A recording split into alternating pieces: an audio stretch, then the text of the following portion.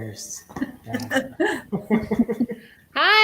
we want to welcome everybody out to our amazing live talkback with our cast from Chasing Charles. And we are going to introduce you to everyone we have here tonight.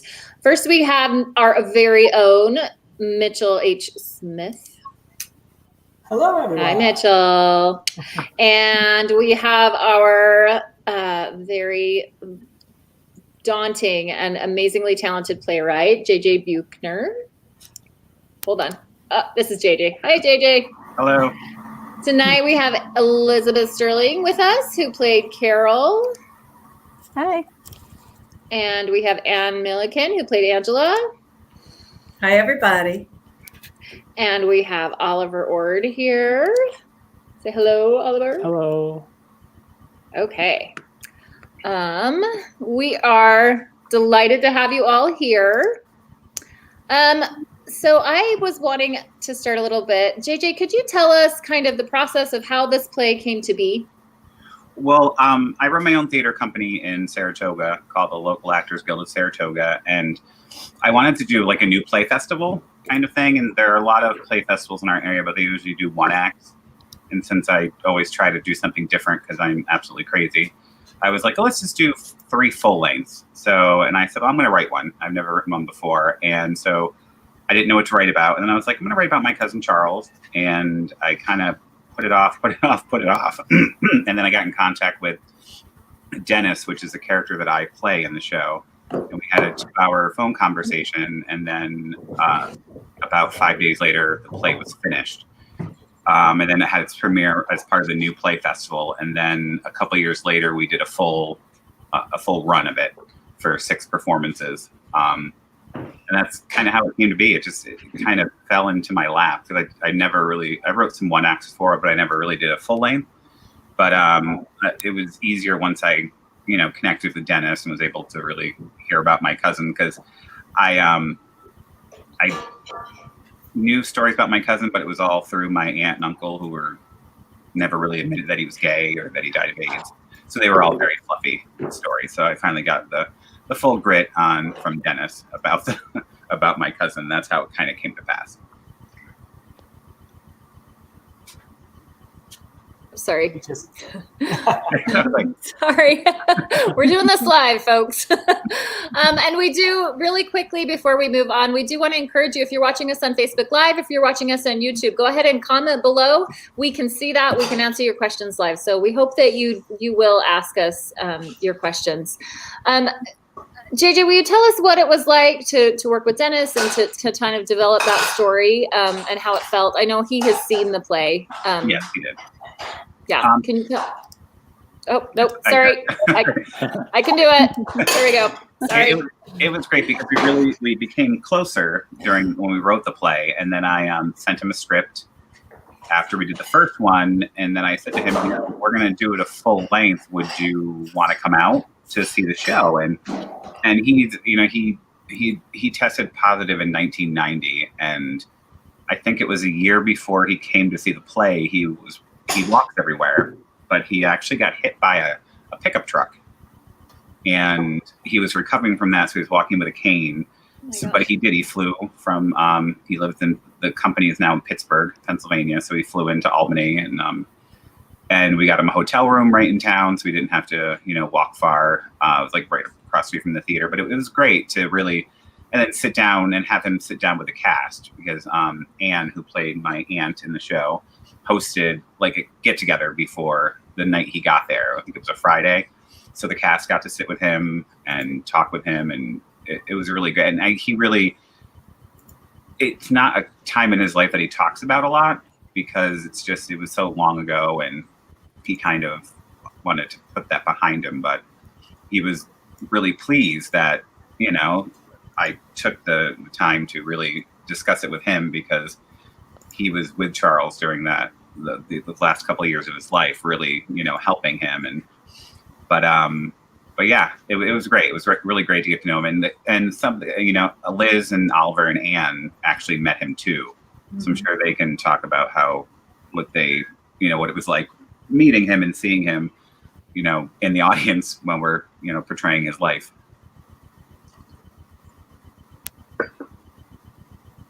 You're on mute. Live? I was coming.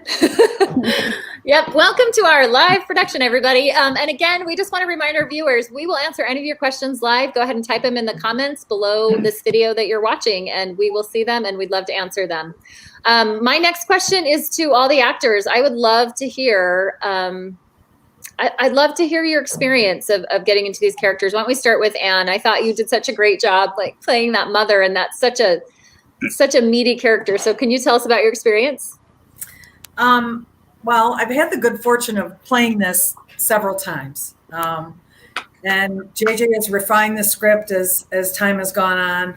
I have settled in more with the character. And what I find really interesting about Angela is that, and maybe it's just the way JJ has written her, but she's really very complex. I mean, she's intense and she's incredibly intimidating, and that's very clear even before she comes on the screen. She's explained that way and so on. But you know, you get towards the end of the play. Well, and you know, she has some lines that really are very motherly and funny that people can all relate to. You know, kind of those little jabs that are meant out of love, but really kind of come across like I'm going to have to get a therapist kind of line. And then by the end, you know, Charles has died, spoiler alert, and she's visibly upset. And I think the audience can feel some empathy for her until she gives it to Dennis. And that's left kind of hanging in the air. That last line is hanging in the air. And I think that my experience has been really great in playing a character that is as developed as that, and to know that she was a real person, and to know that she was a real person who was important to JJ, who was important to me, is really gratifying. I will tell you one performance that where I played the role. My middle child, my daughter, Elizabeth, who can be sharp as well, did have what I thought was the ultimate compliment for me, was that she said, you know, you scared the crap out of me. And if I didn't know you were my mother up there playing that role, I would not have known you were my mother.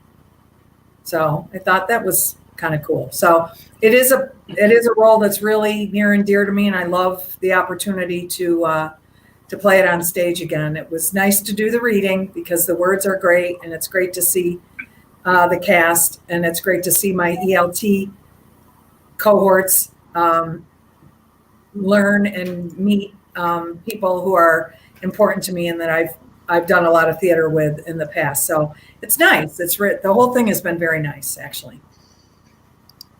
Thank you. Oliver, will you tell us about your character? He probably left me laughing the hardest. Yeah. tell us about him.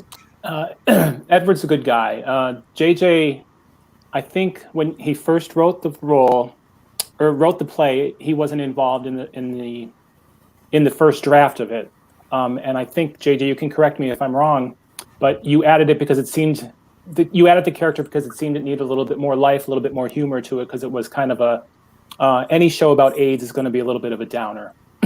So I think to add the comic relief to it, you added Edward in. When I spoke with Dennis and also through JJ, I learned that he's not necessarily one character, but like a combination of a few people that worked with Charles. And it was fun for me to do. This was the first role I did. I've done it now twice on stage, and this is the second time I've done it as a read. But the first time doing it was my first time doing a fresh character that I haven't seen before. Most roles I've had were things that I was able to reference or to, seeing shows, popular shows, and famous people doing those roles. So this was the first one I was able to go, it's my own original. And thanks to JJ's words, I got a few laughs, and it's always a good thing to do, a good thing to happen on stage.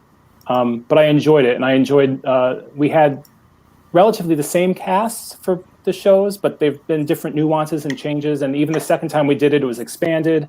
And now every time JJ is writing a show, I just say, write me a good part. And he's gracious, and he does so.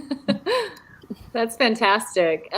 Elizabeth, tell us about your experience. You got to play the glamorous opera, up and comer. And then you had this amazing vocal solo right in the middle of the play that for those of you that have watched the broadcast, she just breaks into song and it's this beautiful aria and it's amazing. And we felt really lucky to have you be part of this production. So tell us about your experience. Well, I've gotten to do the show. I guess this is my 4th time doing it. I really enjoyed being on stage and playing the part and getting to have that crazy fit and sing a little opera. But I think what I enjoyed most about it was kind of experiencing what was going on from behind the scenes and getting all the laughs with the audience and feeling the heartbreak with them too, and getting to experience all the different casts that we've had and everything different they brought to their roles. But it was cool to think about just what it must have been like being part of that opera scene and starting out knowing no one and having to break your way through and make connections. Just the transformation of Carol from Act 1 being this newbie to Act 2 where she has arrived and she's had this whole career already. It was fun. Good. Thank you. Okay, we are going to go to our own Mitchell Hurricane Smith. Mitchell, you got the opportunity in this production to read for Charles. Tell us what it was like to explore that character. Well, I have to say I was the one of 2 actors who hadn't had a chance to participate in this show prior to the reading for ELT. But I have to say I spent a lot of time learning about Charles over the last week and a half. It's wonderful that this is actually based on a real life person.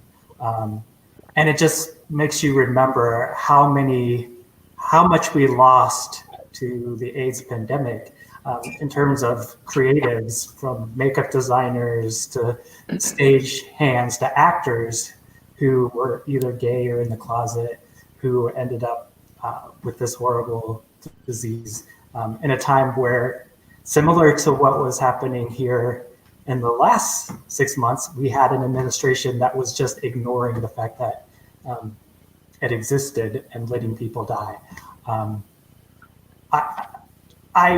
My only regret for this production is that I didn't have more time to look over the script and really delve into the character, because it's also doing a lot of the stuff behind the scenes and making sure that the information got out to our subscribers. But it was definitely an honor, and I think, like Anne has said and everybody's saying, if there's ever a chance to do this on stage again, I would definitely love to be a part of that.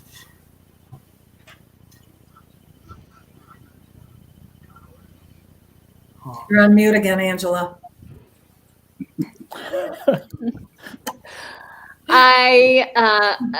Let's see, Katie Hasterich, she says, I miss theater, I miss ELT. We miss you too. We miss you too, and we're so glad you're joining us in whatever capacity you can join us. And Megan O'Toole has joined us. She just finished watching the show. Well done, everyone. I want to go to JJ, and JJ, I want you to tell us what it was like to play Dennis. And Dennis, who I think, I don't know, at the end of the play, he had a special place in my heart, and he's a real person who I think, at some point you had to play Dennis in front of Dennis. So tell us what that was like. It was weird because I wanted the show to be about Charles, and really the show ended up really being about Dennis's journey from becoming a wig designer and wig stylist to basically becoming a caregiver to Charles. And it was great, like I said, to get to know Dennis, but I didn't know really what Dennis was or who I just heard stories about Dennis, and I talked to him on the phone. I kind of wrote this just going off of, that 2-hour conversation. And then I met him. And then when he came to see the show, and because I never met him face to face. So I picked him up at the airport. He got my car. So it was like, oh, boom, there's Dennis. And then to be on stage, I very rarely get nervous. I find the only time I get nervous now is when before I'm going opening night for a play that I wrote, because, we could, when there's shows that I didn't write and they don't like it, I'm like, cool, I didn't write that. That wasn't me. That was some famous playwright. It was Neil Simon, or it was Terrence McNally, or whoever it was. So this one, and then the night that Dennis was there, because we had a matinee that Saturday. So, it was so like strange because he sat pretty close. He wasn't like he sat in the back of the theater. He was, I think, 2 rows in. And so it was very strange to be on stage playing somebody when they're literally looking at you in the eye, because our space is very intimate and very small. But it was really great playing him. And the more I got to know him, I kind of refined how I played Dennis, because he's not an outspoken person. He's very opposite of Charles. But there was one line that Edward says to Dennis. He says, "Oh, please, you love it when Charles goes crazy, so you can come into the room and calm everything down." And Dennis did say to me, he goes, that was one great thing about working with Charles, because he would have these big diva fits. And then and Dennis said, "I used to like to go back into the room and, calm everything down." And, it kind of felt like I was in the spotlight for a second. So that was, that came directly from him. But it's great playing him. And actually, I went to visit, I went to Pittsburgh for a weekend, and I actually stayed at his house, and I saw the studio. And, I saw the studio where the wigs for the Wild Party were done for Toni Collette and Eartha Kitt, and all of these amazing productions. And there's just photos everywhere. And there's, I saw wigs from Angels in America that were on Broadway. So it was really great. I got to spend the entire weekend with him and his husband, who now pretty much runs the company, because Dennis is semi-retired. But his husband is actually a wig designer. He met him, and he went over to his house, and his husband had like little hand embroidered pillows. And he says, "Oh, you can do that?" And he goes, "You ever think about doing wigs?" So he kind of did the same thing to his boyfriend that Charles did to Dennis. Saw something in him that he thought he can bring to doing wigs. And that's what he did. And his husband Dennis actually said his husband is better than he ever was at doing wigs. And now Dennis mostly concentrates on doing art. He's a painter, so he does a lot of painting, and so it's great to play him, but it was very scary to be standing on stage while the person you're playing is in the audience. But it was a great experience. Thank you. I would love to hear from the actors. What was your favorite scene?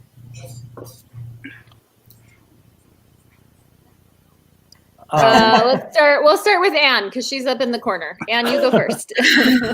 Marcia Brady. I love every scene, because again, JJ did a lot of refining as time had gone on, that it's, I think it's concentrated. It's really, nothing is wasted. So every scene, I think, has its own value. And I love the little nuances, when Richard's sitting there and they're all, talking about Carol and what she's going to do and this whole diva fit that she's planning and so on.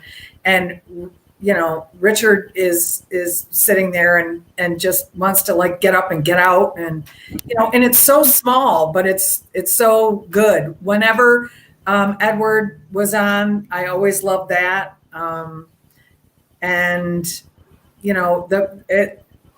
At least the very favorite part for me to play anyway is that last scene where Dennis and I are having a very candid and difficult discussion about both the funeral of Charles and the the future of the company. So I think that's kind of a good scene. I have my favorite Anne moment. My husband just mimed it to me. So What's we were in rehearsal, and we're backstage at the Met, and Anne comes in this black fur and this huge like 70s mint green like polyester dress with this chiffon over thing, and she has this little purse with her, and she's getting her cigarettes out, and I say to her, I don't have a clean ashtray, I don't have coffee, and then she looked at me and clipped her purse back together and said, "You seem tense." And then when Dennis came to visit, we were talking about how after Charles died and his mother was selling everything, they went to the bank and they backdated to withdraw all his money out of his bank account. His mother didn't want a check; she wanted cash. So they handed her $30,000 in cash, and Dennis goes and she put it in her purse and went clip. So without knowing it, Anne actually did exactly what my aunt used to do with her purse, was clipping it. Like she would always throw money in there and clip, and you would hear the snap. So that. And it was very great to be on the receiving end of that snap, because it was very, very funny. Yeah, that was a fun thing. Yeah, because those 60s and 70s purses have a voluminous snap to them. So it's a great way to punctuate a sentence. Snapping that thing closed. Yeah, it's fun to smoke on stage too. I used to like to smoke and can't do it anymore and shouldn't do it anymore. And so JJ has a lot of smoking in his plays. So that's always fun. So we do have an audience question, if that's okay with you guys. This is from Dan Curry. This was such a powerful performance. Given the current context of the COVID-19 pandemic, what connections do you hope an audience unfamiliar with the AIDS crisis will make to better understand AIDS? Great question. Yeah. That is. Well, at the beginning of the shutdown, my husband was on my husband works for a company called Popular Democracy. I said that right. Center for Popular Democracy. And they had a Zoom call with one of the original members of ACT UP from New York, the AIDS group ACT UP. And somebody asked a question. They said, what was this like compared to the AIDS crisis? And he got very, not upset, but he was like, it's the same thing. Like Mitchell said, we have an administration that is similar to the administration we had at the beginning of the AIDS epidemic that just dismissed it. So it's the same. If people are not familiar with the AIDS crisis, it's the same thing, because the first major article was 1981 in the Times, but as they learned, people had AIDS in the late 70s, mid 70s, so it was here before we knew it. And when I was rehearsing for Who's Afraid of Virginia Woolf at the time, everything started, and my stage manager got a cold. And it was every single symptom of COVID. And that was in November. And she, it was here before we knew it. And when there was these warning signs, like it was for the AIDS crisis, and people didn't care. There was a lot of people in the gay community that unfortunately can be compared to like the anti-maskers today, because they were told maybe you should not have sex. Maybe we believe this is transmitted sexually, but they didn't listen. And in hearing stories from back then, I know the reason they didn't listen, because they fought so long to be able to be sexually free and be who they are. So that, and the only portion of the AIDS epidemic I knew was the 90s, because I really didn't know, because I wasn't, I was born in 78. So that was, 4 years before that first Times article. And I've learned about it, and I did. Oliver and I, and actually Anne, were in a production we did at my company, The Normal Heart, which really dealt with that, what Charles was dealing with at the same time in New York City. But it's like COVID, and it was kind of strange to wear a mask in that one scene during the play now and be the anti-masker, because I'm so obsessive with wearing a mask. But it's kind of the same thing. And I know maybe Anne, because you worked in AIDS work, correct, Anne? Yes, I did. And I'm certainly the only one old enough out of this group to be able to say that that I remember. Thank you for saying that, Anne. You're welcome. As if it's not painfully obvious. But I was in college during that time, and when I got out of college, I was a social work major. I went to Cornell, and it was a very progressive place. There was a very active gay community there, and so I felt like I was getting an education that other people were not getting. Other people outside of the gay community were not getting. I did join the board of Southern Tier AIDS program. It is in its infancy in the late 80s, early 90s. I was the vice president of the board in 92, 91, 92. And certainly at that time, I would agree with JJ. There are certainly a lot of similarities to, what we're enduring right now. But the stigma that went along with this was horrible, and the secrecy, and people that I knew in the gay community who were not ill, the feeling of inevitability, that they were going to, no matter what they did, they were going to succumb to it and be dying alone. And people are dying alone now. That's another similarity, because COVID is so incredibly contagious that they can't have people coming in and out of people's hospital rooms. And so that's incredibly sad, I think. But certainly the discrimination and people are getting kicked out of their apartments. They're paying their rent and they're getting kicked out of the apartment because they're either gay or ill, and or both or whatever. And people did call it the gay plague. They did. They said this is, I was in college and people were very, very free in the 80s.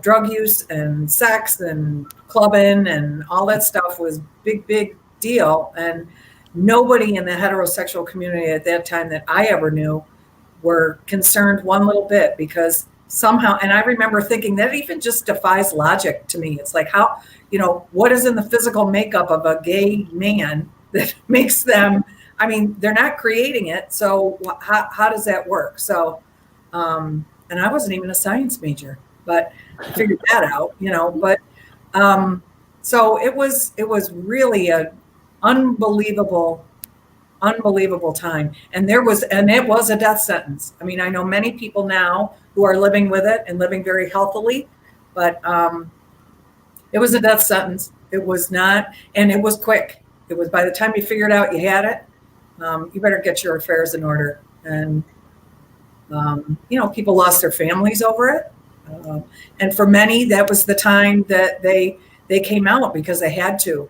They were outed by the disease. So that's a hell of a way to reveal yourself to your friends and family or your employer or whatever. And there were no protections like there are now. And we still have a long way to go, but there was, you'd get fired.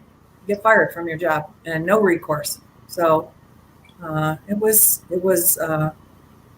very dark time and not a proud moment in our history. And you just brought it up that you had mentioned that you at one time were on the board of the Southern Tier AIDS program. And I want to remind everybody who's watching that today is one, World AIDS Day, and two, Giving Tuesday. And Elmira Little Theatre is using this talkback as well as the production of Chasing Charles to raise funds for STAP. Mm-hmm. If you look in the comments, we've actually added the link for their donation page. So you can just click on that link to make a donation. Please be sure to dedicate your donation to Elmira Little Theatre, or if there's somebody you've lost, of course, dedicate it to them. But for the first $250, in donations made to staff today, in the name of ELT, we will do our board will do a matching of at least $250. So I just wanted to remind people that there is help now. Like you're saying, it's better than it was. We have programs for people, and one of those programs is staff out of Binghamton. So. And all those links again can be found. They're in the comments of this video. They're in the profile pages, our Facebook profile page, our Instagram profile page. The links are below the video on YouTube. You can find them anywhere. And we do really want to encourage you to go to STOP and donate. There is still a need, and we quite clearly as a country have a long way to go. So we hope that everybody can help us and honor this amazing performance and put a little money their way. And also too, I don't know if anybody's heard of AMFAR. I'm sure you've heard of it, Anne, right? AMFAR was the Liz Taylor AIDS organization. What they're doing right now is during COVID, they've stopped doing testing on trying to find a vaccine for AIDS and HIV, and they're focusing on COVID, but they're hopefully what their goal is to take that vaccine that with COVID and try to turn it into a vaccine toward AIDS and HIV, because it's kind of this, they feel there's a lot of things that are similar because how fast it goes. So that's, so let's hope, right? Hope. Well, and can I just say one more thing that I'm going to anyway. I also did some work when I was living up north in Saratoga. I did some work with the Alliance for Positive Health, which was a very early organization in the AIDS crisis. They do amazing work, and their outreach is really far and wide. So if perhaps you can't see your way clear to donating to STAP because maybe you live up north and you'd rather have your money stay more local, but you believe in the cause, then certainly turn your attention to the Alliance for Positive Health. They still have lots of work to do. They do beautiful work, and they've got some amazing people who work for them. Very, very worthwhile organization. So I wanted to just kind of point that out as well. Thank you.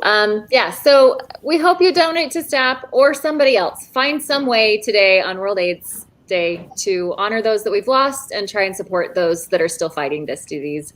We want to thank all of our actors. We want to especially thank JJ, our playwright, for joining us today. Thank you, all of our patrons for watching this production, for watching this Talkback. Watch this space. We're hoping to have more here for you soon. We have some holiday programming coming out not too far down the road. So we hope to see you back in this space too soon, but we were really thrilled to present this production to you, and really proud of how it came out. So thank you, actors. Thank you, JJ. You're welcome. Thanks, Any everybody. closing words from anyone? Yeah, this is your chance. I mean, Oliver can deliver his funniest line in the play if he wants to. Please, Oliver. I'm still in the Oliver, room, bitch. And I think we'll go ahead and end on that. Good night, everybody. Bye.